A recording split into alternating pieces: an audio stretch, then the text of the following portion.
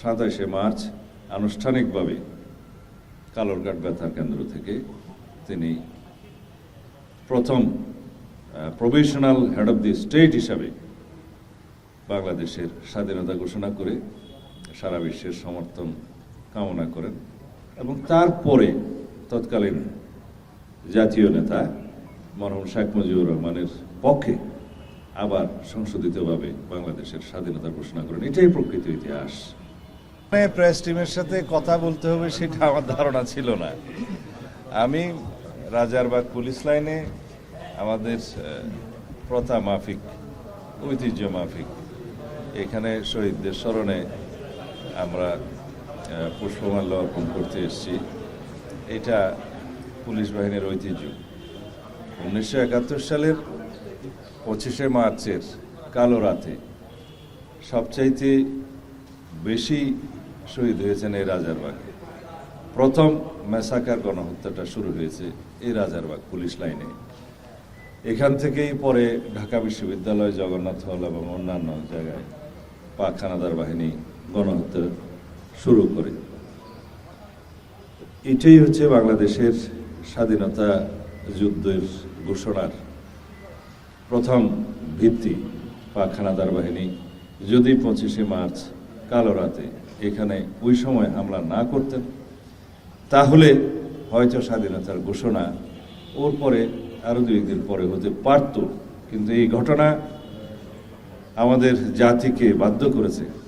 শহীদ রাষ্ট্রপতি জিয়াউর রহমান এই গণহত্যার খবর পাওয়ার পরে চট্টগ্রামে তিনি যে বন্দরের দিকে যাচ্ছিলেন, তখনও পর্যন্ত পাকিস্তানি কমান্ডারের হুকুমে তখন তিনি অবগত হলেন রাস্তায় যে রাজারবাগ পুলিশ লাইনে গণহত্যা শুরু হয়েছে, পাকিস্তানি হানাদার বাহিনী আক্রমণ করা শুরু করেছে, সুতরাং এই মুহূর্তে বাংলাদেশের স্বাধীনতার ঘোষণা দিতে হবে।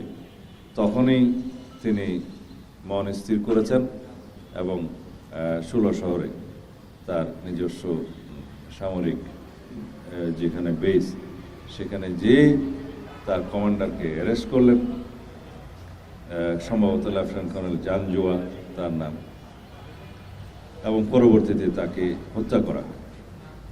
ইতোমধ্যে বাঙালি অফিসারদের মধ্যে যারা তৎকালীন মেজর জিয়াউর রহমানের সঙ্গে ছিলেন তাদেরকে নিয়ে তিনি বিদ্রোহ ঘোষণা করলেন, বললেন ওই রিভোল্ট, এবং সেখান থেকেই তিনি বাংলাদেশের স্বাধীনতার ঘোষণা দিলেন। পরবর্তীতে 27 মার্চ আনুষ্ঠানিকভাবে কালুরঘাট বেতার কেন্দ্র থেকে তিনি প্রথম provisional head of the state হিসাবে বাংলাদেশের স্বাধীনতা ঘোষণা করে সারা বিশ্বের সমর্থন কামনা করেন এবং তারপরে তৎকালীন জাতীয় নেতা মরহুম শেখ মুজিবুর রহমানের পক্ষে আবার সংশোধিতভাবে বাংলাদেশের স্বাধীনতা ঘোষণা করেন। এটাই প্রকৃত ইতিহাস।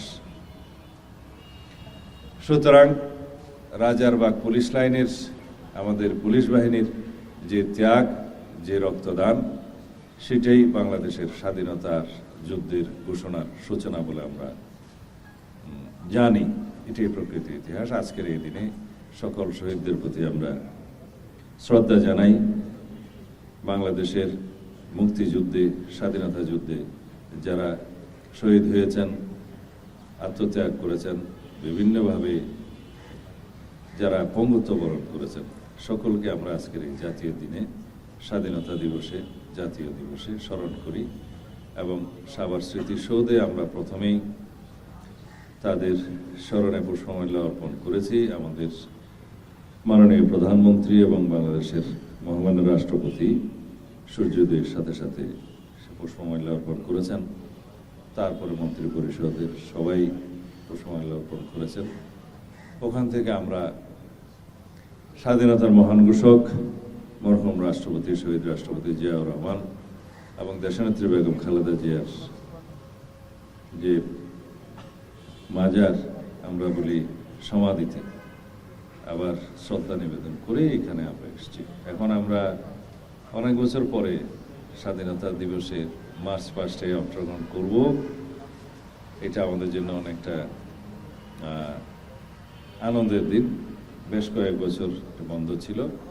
আশা করি বাংলাদেশের এই গণতান্ত্রিক যাত্রায় জাতীয় জীবনের যে প্রত্যাশা, শহীদের আকাঙ্ক্ষা এবং জনপ্রত্যাশা অনুযায়ী আমরা গণতান্ত্রিক চর্চা নতুনভাবে জাতির প্রত্যাশা অনুযায়ী শুরু করছি।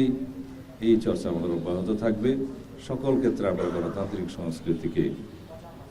সংস্কৃতির চর্চা অব্যাহত রাখবো। ধন্যবাদ। 34, 35 সানবিট 1 চামচে 30+ বাসন পরিষ্কার।